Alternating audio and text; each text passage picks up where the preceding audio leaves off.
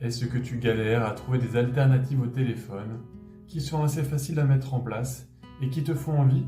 J'ai peut-être la solution pour toi et ça s'appelle la Kindle Paperwhite. Avec celle-ci, tu vas pouvoir remplacer ton temps d'écran par du temps plus qualitatif, du temps de lecture. Attention, tu pourrais même y devenir accro. Je l'ai acheté il y a quelques mois, je vais donc pouvoir te la présenter, te montrer les avantages et les inconvénients que j'y ai trouvés, et enfin je te partagerai mon expérience personnelle. Si on ne se connaît pas encore, moi c'est Maxime. J'aide celles et ceux qui se sentent happés par leur téléphone à reprendre le contrôle de celui-ci pour avoir plus de temps et d'énergie pour ce qui compte vraiment pour eux. Qu'est-ce donc que cette Kindle Paperwhite?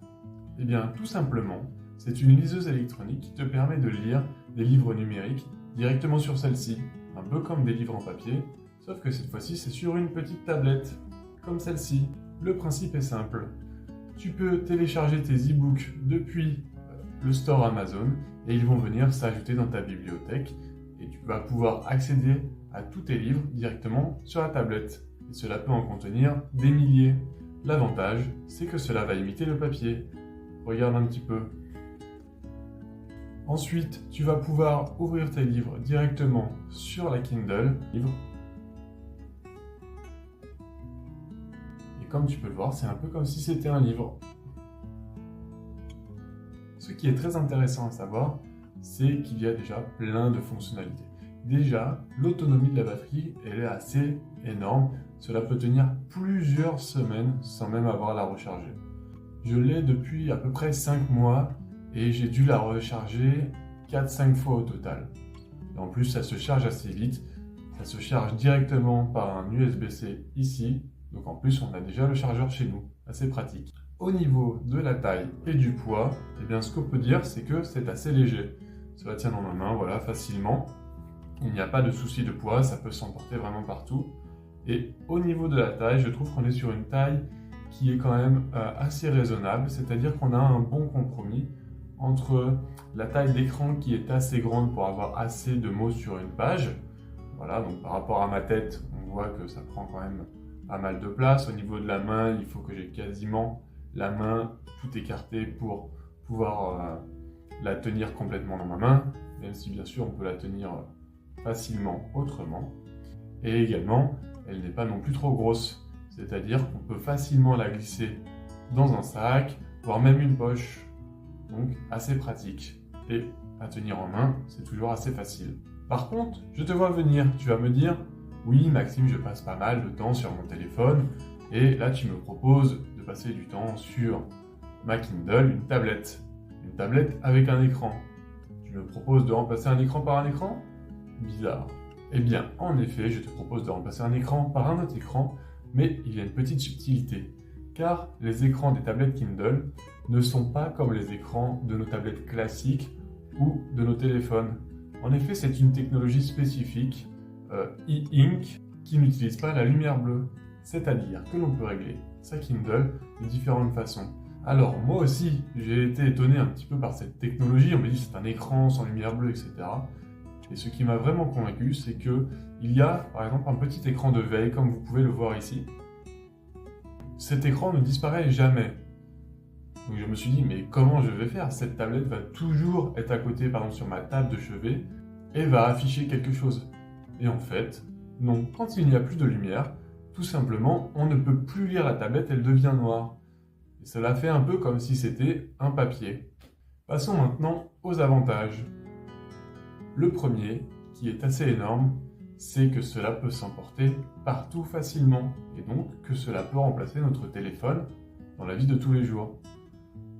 Le poids et la taille font que cela peut facilement se glisser dans un sac, dans une poche, dans un bagage, et donc que par rapport à un ou des livres classiques qui vont prendre de la place dans nos bagages, par exemple, et bien celle-ci, la tablette, on va pouvoir l'emmener partout. Combien de fois est-ce que tu n'as pas emporté ton livre en vacances, par exemple, ou dans le train, parce que ta valise était déjà pleine, ou c'était trop lourd, ou tu avais plusieurs livres à emporter et donc tu as dû faire des choix? Moi, en tout cas, pas mal de fois.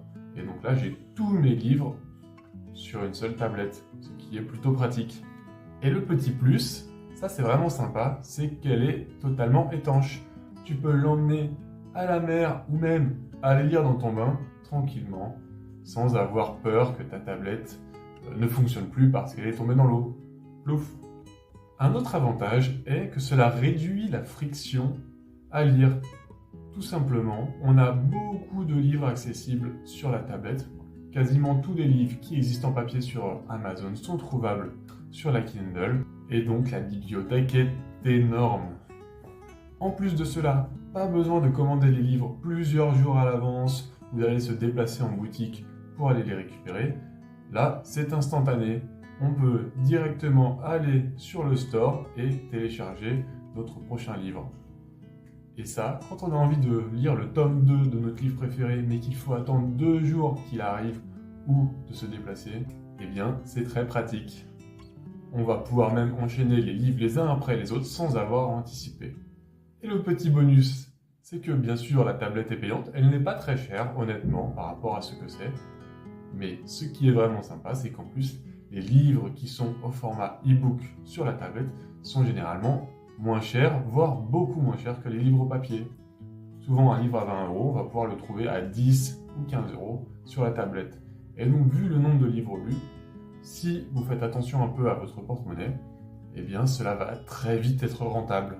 Et on parlait de la bibliothèque qui était assez énorme, eh bien je dirais même plus, elle est plus grande que celle en papier. Pourquoi ? Là, on va trouver assez facilement des livres qui sont disponibles uniquement dans d'autres langues, où il aurait fallu devoir les importer en France si on les voulait en papier, et donc cela en fait une bibliothèque encore plus grande que ce qu'on trouve en librairie. Pas mal, non ? Et enfin, le petit plus sur l'accessibilité des livres, c'est que là, on a la possibilité de lire des échantillons avant de l'acheter. On va avoir accès à chaque fois, peut-être aux 20 premières pages, commencer à lire le livre, et si on voit que ça nous plaît, eh bien on peut l'acheter par la suite. Et si cela ne nous plaît pas besoin de l'acheter. Combien de fois tu as acheté un livre et finalement tu t'es dit c'est pas terrible, mais bon tu l'as fini parce que tu l'avais acheté.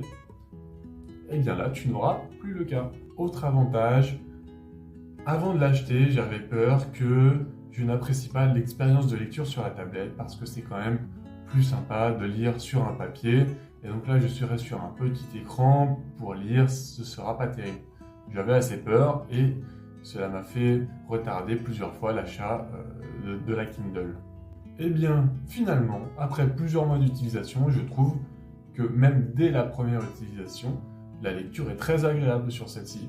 Et honnêtement, maintenant, je ne vois pas de différence entre lire sur la Kindle et lire sur un livre. Donc, si c'est ça ton doute, pas de souci, tu peux foncer. Et dernier avantage qui pourrait permettre à la Kindle de se démarquer d'un livre papier classique, c'est qu'il y a plein de petites fonctionnalités en plus qui n'auraient pas été possibles sur le papier. Je pense notamment, quand on lit des livres en anglais, la possibilité de traduire des mots ou des phrases. D'ailleurs, il y a même une fonctionnalité qui s'appelle Wordwise qui va automatiquement souligner et traduire les mots les plus complexes en anglais pour ne pas perturber notre expérience de lecture si on a du mal à lire l'anglais. Il y a également des fonctionnalités de dictionnaire sur les mots que l'on trouve compliqués ou dont on veut avoir la définition. Et enfin, il y a tout un tas de petites fonctionnalités, par exemple pour le retour en arrière ou en avant sur les pages, pour basculer d'un chapitre à l'autre, voire même pour surligner des passages ou prendre des notes et se les envoyer ensuite par mail pour les récupérer sur notre ordinateur. Ça, c'est assez pratique, mais on ne peut pas le faire en papier. Passons maintenant aux inconvénients. Alors, les inconvénients, bien sûr, il y en a, on peut en trouver, mais moi j'en ai trouvé surtout un principal. Eh bien, le principal, on pouvait s'en douter, c'est qu'on n'a plus le format physique et le papier dans les mains. Donc pour certains, il peut y avoir une sorte de manque ou de plaisir qui n'est plus là du fait de ne plus avoir le papier, le livre physique dans les mains, qui est quand même une sensation assez agréable. Cela engendre également l'effet que nous ne pouvons plus avoir de bibliothèque physique qui peut être assez sympathique à regarder avec tous les livres que l'on a lus. Et surtout, on perd également l'aspect d'être propriétaire du livre. Si on l'a chez nous, on peut facilement le garder, le prêter à quelqu'un il ne va jamais disparaître, que là, il reste dans la Kindle, on ne peut pas le prêter, et finalement, si demain, on n'a plus la Kindle, on ne pourra plus lire le livre. Mais bon, de mon côté, j'ai trouvé que cet inconvénient était tolérable, car la Kindle m'a permis de lire beaucoup plus de livres. Et toi, est-ce que tu es attaché à l'aspect physique des objets, ou cela ne te dérange pas d'avoir un format numérique ?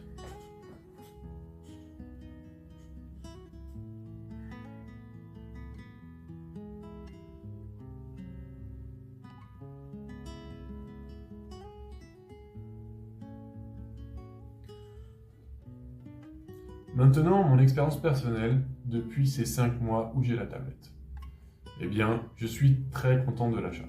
J'ai toujours au moins 3 livres en cours, principalement. Un livre de lecture détente type science-fiction par exemple, un livre de développement personnel pour apprendre des choses par exemple sur moi, et enfin un livre plutôt compétences pour apprendre des choses qui peuvent me servir dans ma carrière ou dans mon entreprise. Tu fais quoi toi avant de t'endormir? Est-ce que tu es sur ton téléphone? Eh bien moi, la Kindle m'a aidé à ne plus utiliser mon téléphone avant de dormir. Grâce à celle-ci, j'ai réussi à installer durablement une habitude qui est de lire sur celle-ci avant de dormir au lieu d'utiliser le téléphone. Et donc souvent je lis un livre plutôt de science-fiction, comme ça je peux un peu relâcher mon esprit de la journée, me concentrer sur l'histoire et derrière m'endormir plus facilement. En effet, je me retrouve assez détendu et en plus je n'ai pas la lumière bleue des écrans juste avant le sommeil. Et ça, je trouve que ça a eu un impact très positif sur mon sommeil. Alors, si toi aussi tu avais des difficultés ou tu as des difficultés pour t'endormir ou avoir un sommeil de qualité, peut-être que tu pourrais essayer de lire en physique ou en numérique un livre avant de dormir, au lieu d'utiliser ton téléphone. Et alors, avant, quand je partais en voyage, en déplacement, en week-end, etc., honnêtement, je n'emmenais pas de livre. C'était du poids en plus, je n'étais pas sûr de le lire, etc. Maintenant, peu importe où je vais, où je me balade, je prends ma Kindle avec moi et même si je ne lis pas, eh bien j'ai toujours la possibilité de lire vu que c'est un format assez facile à transporter. Je n'ai pas à me poser la question de est-ce que je prends le livre ou est-ce que je ne le prends pas. Là avec la Kindle, c'est léger, ça rentre dans le sac, dans la valise, c'est parti. Et c'est ce qui fait que je l'ai souvent avec moi, même chez moi. Et donc, ce qui fait que je peux facilement remplacer par exemple du scrolling sur mon téléphone par l'ouverture de ma liseuse. Par l'ouverture de ma liseuse et commencer un livre. Et ça, c'est plutôt un bon réflexe à prendre. Et en plus, pas trop compliqué à changer, c'est le même geste. Et donc, avant, je ne lisais pas beaucoup ou un petit peu. Et bien maintenant, depuis que je l'ai, depuis ces 5 mois, j'ai lu plus de 90% des jours. C'est quand même assez énorme. Et d'avoir cette alternative assez facile au téléphone, eh bien le bilan, c'est que cela a augmenté drastiquement le nombre de livres lus par rapport à avant. C'est-à-dire que là j'en ai lu à peu près une douzaine depuis 5 mois. Et ça c'est quand même énorme parce que cela me permet de développer ou d'apprendre plein de choses. Mais il y a quand même un petit inconvénient. Des fois, au lieu d'aller dormir, eh ben, on a du mal à s'arrêter. On est pris dans le livre et on ne veut plus le lâcher. Mais bon, c'est quand même mieux de ne pas lâcher un livre que de ne pas lâcher un téléphone. Et toi, est-ce que tu t'es déjà dit qu'il faudrait que tu lises plus? Ma recommandation finale, eh bien, je suis très heureux d'avoir acheté cette Kindle. Et donc, si tu te demandes si tu devrais l'acheter ou pas, je pense que c'est un grand oui. Elle m'a permis de remplacer du temps sur mon téléphone par du temps de lecture. J'ai pu apprendre plein de choses. J'avais longtemps hésité à l'achat, mais depuis que je l'ai, j'ai pu avoir une alternative assez saine au téléphone et lire tout simplement beaucoup plus, tout en prenant du plaisir. C'est tout bénef. Alors, si toi aussi tu hésites, je pense que tu devrais franchir le pas. Au pire, tu dois pouvoir la renvoyer sous 15 jours si tu n'es pas satisfait. Si tu veux d'autres alternatives à l'utilisation du téléphone ou tout simplement que tu souhaites moins l'utiliser, eh bien abonne-toi à la chaîne, tu trouveras plein de vidéos sur ces sujets. Et tu pourras également retrouver ici ma dernière vidéo. Allez, à bientôt!